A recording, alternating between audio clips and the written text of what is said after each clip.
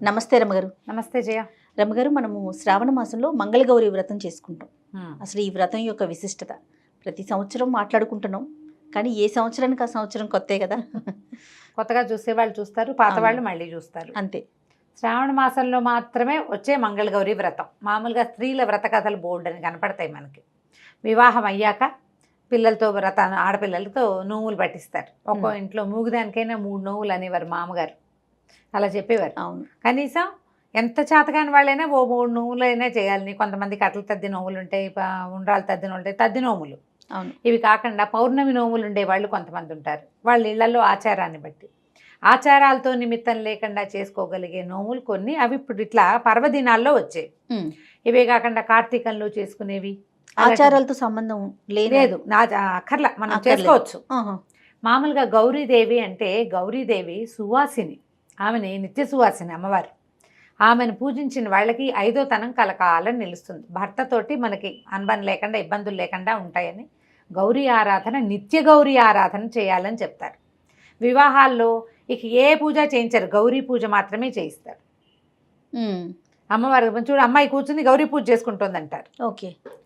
ప్రతి వివాహంలోనూ అమ్మాయితోటి గౌరీ పూజ చేయిస్తారు. ఈ గౌరికి ఒక ఎర్రని రాతిని గౌరికి ప్రతీకగా చెప్తారు. ఓకే. నదుల్లో దొరికే రాయట అది. ఆ రాయితోటి గౌరీ చేస్తారు. ఆ గౌరీ లక్ష్మీదేవి పూజ మాత్రం చెయ్యరు వివాహాల్లో. అవి సినిమాటిక్గా ఏదో సినిమాలో కనపడింది కానీ చెయ్యరు అట్లా. గౌరీ పూజ చేస్తాం కదా, గౌరీ పూజ కూడా చూస్తున్నాం ఈ మధ్య సినిమాటిక్ పూజల్లో కనపడుతోంది కానీ లక్ష్మీ పూజ చెయ్యరు. అవును, గౌరీ పూజే చేయిస్తాం. ఈ గౌరీదేవిని అమ్మాయి మళ్ళీ కాపురానికి వెళ్ళేటప్పుడు మనం దేవతార్చన ఇస్తాం కొంత. ఆ ఇచ్చేటప్పుడు గౌరీదేవిని ప్రత్యేకంగా తెప్పించి ఇస్తారు. ఇంట్లో పూజ చేసే గౌరిని ఇవ్వరు. ఆ గౌరీ ఈ ఇంట్లో ఉంటుంది. ఆమెకు మళ్ళీ పూజ మనం వేడిగా కాపురం పెట్టించేటప్పుడు ఏవో ఇస్తారు కదా, తిరగళ్ళు, రోళ్ళు అవి ఇస్తారు. వాటితో పాటు గౌరీదేవిని కూడా ఇస్తారు. ఆ గౌరీని పెట్టి పూజ చేసుకోవాలి. ఇళ్లలో ఆచారం ఉంటే, లేదనుకో ఏమీ లేదు. కానీ గౌరీ పూజ మాత్రం మనం నిత్యము చేసుకోవచ్చు. దానికి ఆచారంతో ప్రమేయం లేదు. అలా ప్రమేయం లేని పూజ ఈ మంగళగౌరి వ్రతాలు ఏంటంటే దీంట్లో విధానాలు వేరువేరుగా ఉంటాయి. ఒక్కో ప్రాంతానికి ఒకట్లా, మళ్ళీ కమ్యూనిటీస్లో కూడా కొంత తేడాలు ఉంటాయి. మంగళగౌరి వ్రతం అమ్మవారు మంగళగౌరీ దేవి ఈ ఆవునేతి దీపాలలో, పువ్వులలో, పసుపు కుంకుమలలో ఉంటుందట. పువ్వులు, పసుపు కుంకుమ, గంధము, అక్షతలు, అదంటే సువాసిని ద్రవ్యాలు. దాంతోపాటు ఆవునేతితో వెలిగే దీపజ్యోతిలో మంగళగౌరి సాన్నిధ్యం ఉంటుంది. ఆమె సువాసినితనాన్ని ఇస్తుంది, అంటే 5వ తనాన్ని పెంచుతుంది. మంగళగౌరి నోములు నోచుకున్న వాళ్ళకి 5వ తనం ఉంటుందని అదని చెప్తారు కథల్లో, మనకి వ్రత కథలో కనపడుతుంది. ఇది సింపుల్గానే చేసేసుకోవచ్చు. అయితే ఇదేంటంటే ఇళ్లల్లో ఉండే విధానాన్ని బట్టి మంగళగౌరి వ్రతం శ్రావణ మంగళవారాల్లోనే నోచుకుంటారు. ఈ శ్రావణ మంగళవారాలు మరి నెలలో 4 లేదా 5 మంగళవారాలు వస్తాయి కదా. ఈ 5 మంగళవారాలు నోచుకోవడం ప్రతిరోజు తప్పకుండా 5గురు ముత్తైదులకి, ప్రతి వారము 5గురు ముత్తైదులకి తాంబూలం ఇవ్వాలి. మొదటి వారం, 2వ వారం, 4 వారాలు, ఓ వారం కుదరపోతే ఇంకో వారం 10 కూడా ఇవ్వాలంటారు కొన్ని చోట్ల. అలా కూడా ఉంటుంది. అట్లాగే మళ్ళీ ఏటా పెరుగుతారు. మొదటి సంవత్సరం 5గురు ముత్తైదులు, 2వ సంవత్సరం 10, 3వ సంవత్సరం 15, 4వ సంవత్సరం 20, 5వ సంవత్సరం 25 మంది ముత్తైదులకి వాయనం ఇవ్వాలి ప్రతి వారము. ఇదంతా పెద్ద ప్రోగ్రామ్గా ఉంటుంది. ఇప్పుడు వాళ్ళ ఇంట్లో ఉన్న ఆచారం ప్రకారం వాళ్ళు అట్లా చేసుకుంటారు అనుకుందాం. మన ఇంట్లో లేదు, మనకు కూడా గౌరీ పూజ చేసుకుందాం అని ఉంది. నిత్య గౌరీ పూజా విధానం పుస్తకం దొరుకుతుంది. 10 రూపాయలు ఉంటుంది అంతే, చిన్న పుస్తకం. గౌరీని ఒక రాతిలో ఒక చిన్న, మనం మామూలుగా ఈ గుండ్రాళ్ళు దొరుకుతాయి చూడు, బుజ్జిబుజ్జివి, ఒక ఎర్రటి రాయి మాత్రం తెచ్చుకోవాలి అంతే. మనం బొట్టు పెట్టి పూజలో ఉంచుకోవచ్చు గౌరీదేవిగా, కదపకుండా ఉంచుకోవాలి.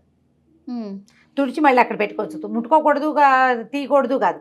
ఇక్కడి నుంచి తీసి అటక మీద పెట్టి ఆ పనులు చేయకూడదు. అదేలేండి, చిన్న రాయి, ఇంత చిన్నది కూడా గౌరీదేవి. పసుపు బొట్టు పెట్టడం. మంగళవారాలు 4 మంగళవారాలు పూజించుకోవచ్చు. ప్రతినిత్యము ప్రతి వారంలో వచ్చే మంగళవారాన్ని మనం పూజ చేసుకోవచ్చు. ఎప్పుడు పూజ చేసుకోవచ్చు ఆ రాతికి అమ్మవారుగా భావించి. ఇక ఆమెను మన ఇంట్లో ఉంచుకుంటామన్నమాట. పసుపు కుంకాలతో పూజ చేస్తాం. నేతి దీపారాధన నియమం ఆవిడకి ఇష్టమట. ఆమె అందులో ఉంటుంది, ఆ జ్యోతిలో. ఇలా ఎవరైనా చేసుకోవచ్చు. మళ్ళీ వాయనాలు ఇన్ని చేయాలి, అంత చేయాలి, చలిమిడి చేయాలి, శనగలే ఇవ్వాలి, గాజులే ఇవ్వాలి, కాటికే పట్టాలి ఆ నియమం లేదు. మనం మామూలుగా అందరూ చేసుకోవచ్చు గౌరీ ఆరాధన. అయితే నియమంగా నోములు ఉన్న వాళ్ళకి ఏంటంటే ఇక్కడ ఇందులో మనకి ప్రత్యేకంగా ఏం చెప్తారంటే చలిమిడి దీపారాధన చేస్తారు. బియ్యపిండితో చలిమిడి చేసి చలిమిడితోటి జ్యోతిని తయారు చేసుకుని మన దీపం చేసుకుని మన ప్రమిదని అందులో ఆవు నెయ్యి పోసి ఒత్తులు వేసి వెలిగించుకుంటారు. ఈ దీప చాలా ఆరాధన అంతా మామూలు షోడశోపచార ఆరాధన అందరు లక్ష్మీదేవికి చేసినట్టే గౌరీదేవికి చేస్తాం. అమ్మవారికి శనగలు ఒకటి నివేదన చేస్తారు. ఓకే, శనగలు బియ్యపిండి చలిమిడి ఇది ప్రమిద ఏదైతే పెట్టామో జ్యోతి మనమే తినాలి. అవును, జ్యోతి ఎవరు నోవు నోచుకుంటారో వాళ్ళే తింటారు, వాళ్ళే ప్రసాదంగా స్వీకరించాలి. అయితే ఇప్పుడు చలిమిడేమో మనం అమ్మవారికి నివేదన చేయటం, అందరికీ పంచిపెట్టడం. చలిమిడి శనగలు వాయనంగా ఇస్తాం. ఈ శనగల్ని చలిమిడిని కూడా అమ్మవారికి నివేదన చేసినాక దాన్ని మనం వాయనం చేస్తాం. అరటిపళ్ళు, తమలపాకులు, వర్షాకాలం కాబట్టి ఇప్పుడు కొంచెం కమలాలు అవి వస్తాయి, అవి ఇవ్వచ్చు. మన శక్తిని అనుసరించి కొబ్బరికాయలు ఇవ్వచ్చు, జాకెట్ బట్టలు ఇవ్వచ్చు, మన ఓపిక. అయితే దీంతో ప్రధానంగా ఇచ్చేది ఏంటంటే మనం ఈ మంగళగౌరికి సంబంధించిన కథ చదువుకుంటాం. మామూలు స్త్రీల వ్రత కథలన్నిటికీ పూజ అయిపోయాక తోరం కట్టుకుని తోర పూజ చేయటం, ఆ తోరం చేతికి కట్టుకున్నాక కథ వినాలి అక్షింతలు చేత్తో పుచ్చుకొని.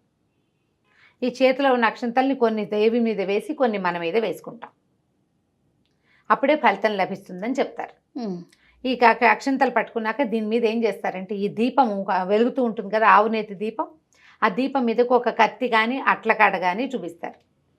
దీపారాధన మీద మనం ఏదైనా ఒక వస్తువు పెడితే ఏమవుతుందంటే పొగ బారుతుంది, నల్లగా అవుతుంది కదా, కాటుక.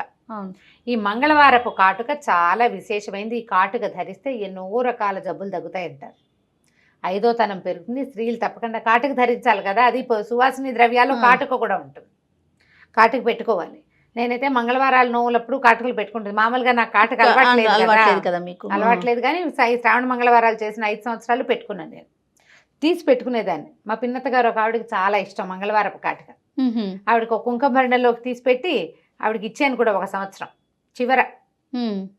చివర చాలా ఎక్కువ కావాలని చాలాసేపు నిదానంగా పట్టి ఆ పెట్టిన కాటుక ఎండి కుంకుమ భరణలో వేసిస్తే ఆవిడ చాలా రోజులు పెట్టుకున్న తర్వాత నా కుంకుమ భరణ నాకు ఇచ్చారు. కొంతమందికి ఇష్టం ఉంటుంది అట్లా. ఇప్పుడు ఈ వాయనంతో పాటు మనం పసుపు, కుంకుమ, గంధము, అక్షంతలు చేతికి ఇస్తాము, తాంబూలం చేతిలో పెడతాం. దీంతో పాటుగా ఈ కాటుకను కూడా వాయనంగా ఇవ్వాలి. ఆ కాటుక పెట్టుకోవాలి కంటికి. ముత్తైదు ఎవరైతే వాయనం తీసుకుంటున్నారో వాళ్ళు. మంగళగౌరి వ్రత కథ కూడా చిన్నది, సింపుల్, మంచి కథ చెప్తారు. పూర్వం ఒక రాజుగారి అబ్బాయి, రాజుగారికి సంతానం కలగలేదు. చాలా నోములు నోచారు, చాలా ప్రయత్నించాక ఒక యోగి ఒక ఆయన ఫలానా కొండ మీద ఒక చెట్టు ఉంది, మామిడి చెట్టు ఉంది, ఒక పండు కోసుకుని తెచ్చుకోమంటే ఆశకి ఆవిడ ఎక్కువ పళ్ళు కోసేసింది రాణిగారు. ఇప్పుడు ఆ చెట్టు కింద ఒక నాగేంద్రుడు ఉన్నాడు. ఆయన కోపించాడు.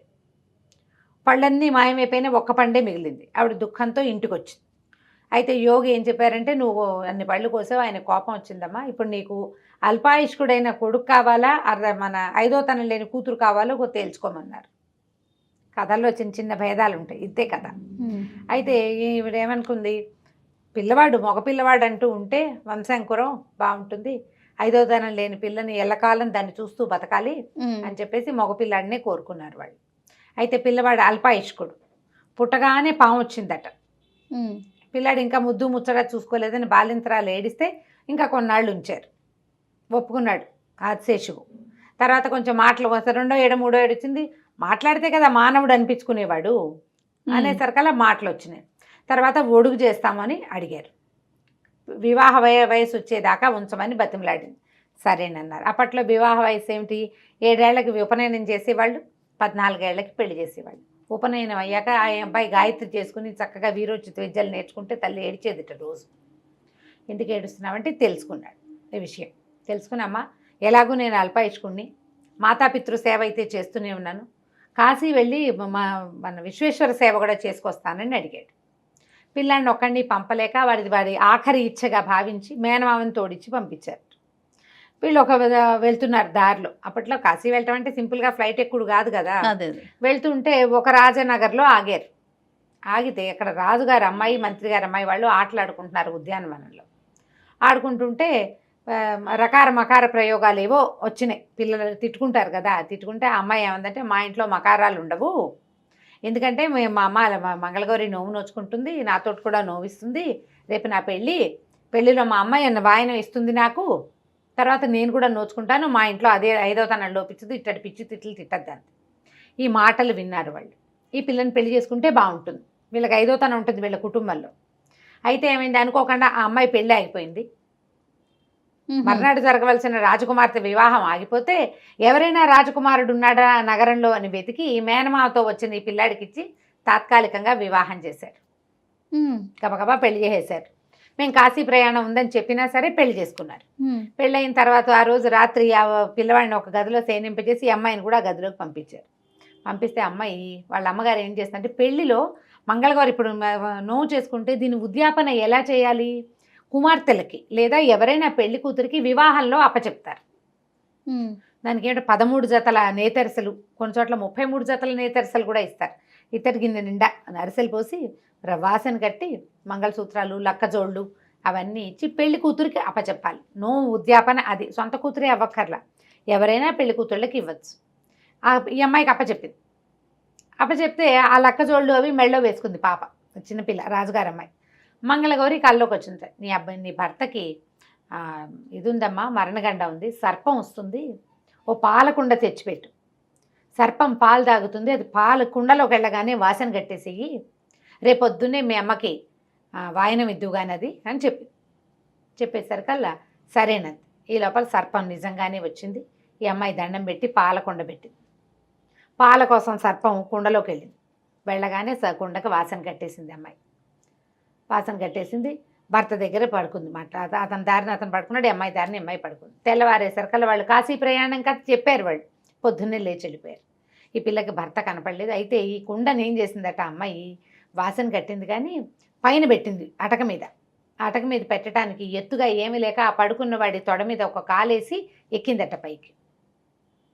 అమ్మాయి పారాని గుర్తు కాలు మీద పడింది అనమాట. అతనికి నిద్రపోతున్నాడు, వెళ్ళిపోయాడు. ఇక భర్త రాలా. ఈ అమ్మాయి ఏమో భర్త కోసం వెయిట్ చేయడం మొదలుపెట్టింది. రాజుగారు అన్నారు, అదేదో తాత్కాలిక పెళ్ళి, సుముహూర్తం బాగుందని చేసాము, వేరే సంబంధం చూస్తామంటే అమ్మాయి ఒప్పుకోలేదు. పెళ్ళైపోయింది, నాకు మంగళగౌరీదేవి కనపడింది అని చెప్పింది. కొద్ది రోజుల తర్వాత వీళ్ళు కాశీకి వెళ్ళారు. అతనికి కల వచ్చేదట ఎంతసేపు, ఎవరో కొంతమంది యమభట్టులు తన కోసం వచ్చినట్టు, అక్కడి నుంచి గౌరీ స్వరూపాలుగా ఉన్నటువంటి దేవతా స్త్రీలు వాళ్ళతో పోరాడుతున్నట్టు, వాళ్ళు యుద్ధం చేసుకుంటున్నట్టుగా కల వచ్చేది. కాశీ ప్రయాణం అయింది. మామయ్యకి చెప్పాడు, అమ్మాయి నా మామయ్య ఇట్లా కలొస్తోంది నాకని. ఈయన ఆ పిల్ల వల్లేనని భావించాడు. కాశీ ప్రయాణం అయింది, మళ్ళీ తిరిగి దారి పట్టారు. అయితే ఈ అమ్మాయి ఏమందంటే, నా భర్త ఎవరో తెలీదు, ఊరు పేరు కనుక్కోలేదు, రాజకుమారుడని తెలిసి పెళ్లి చేసుకున్నారు అంతే, కాబట్టి ఎవరైనా యాత్రికుల్లో రావచ్చు, అందుకని ఓ సత్రం కట్టించు, నేను అందరికీ అన్నదానం చేస్తాను అని చెప్పింది. సత్రంలోనే ఉండేది రాజకుమార్తె. వచ్చిన వాళ్ళందరికీ తాంబూలం ఇచ్చేది భర్తను గుర్తుపట్టడానికి. ఆ పెళ్ళప్పుడు ఓ ఉంగరం పెట్టారు. ఉంగరం ఆనవాళ్ళు ఉంది, మనిషిని వేగంగా గుర్తుపట్టగలరు. తాంబూలం ఇవ్వాలి అంటే చేతివేళ్ళు చూస్తారు తప్పకుండా. ఓహో, అందుకని తాంబూలం ఇస్తానని చెప్పింది. ఈ ప్రతిరోజు వచ్చిన వాళ్ళకి తాంబూలాలు ఇచ్చి దండం పెట్టి అక్షంతలు వేయించుకునేది. ఒకరోజు నిజంగానే భర్త మేనమామ ఇద్దరు వచ్చారు. వచ్చేసరికి గుర్తుపట్టింది, ఇతను నా భర్త. అయితే వాళ్ళు కూడా ఒప్పుకున్నారు. అతని కాలు మీద ఆ పారాణి అచ్చు మాత్రం అలాగే ఉండిపోయింది, ఎంత తోమినా పోలేదట. ఆ గుర్తుతోటి ఈ అమ్మాయే తన భార్యని అతను ఒప్పుకున్నాడు, పెళ్లి చేసుకున్నాం మేమని. తర్వాత రాజుగారు సంతోషించి తర్వాత అప్పుడు ఈ పిల్ల ఈ కథ అంతా చెప్పింది అనమాట. చెప్పి ఆ కుండలో ఏం పెట్టింది, పాముని కట్టేసింది కదా, ఆ కుండ తీసింది భర్త వచ్చాక. సరిగ్గా మళ్ళీ శ్రావణ మాసం జరిగిందనమాట, ఏడాది పట్టింది. మళ్ళీ శ్రావణ మాసం వస్తే శ్రావణ మంగళవారం నోవు నోచుకుని ఆ కుండ విపదీస్తే కుండలో ఒక ముత్యాల దండ ఉంది, సర్పం బదులు.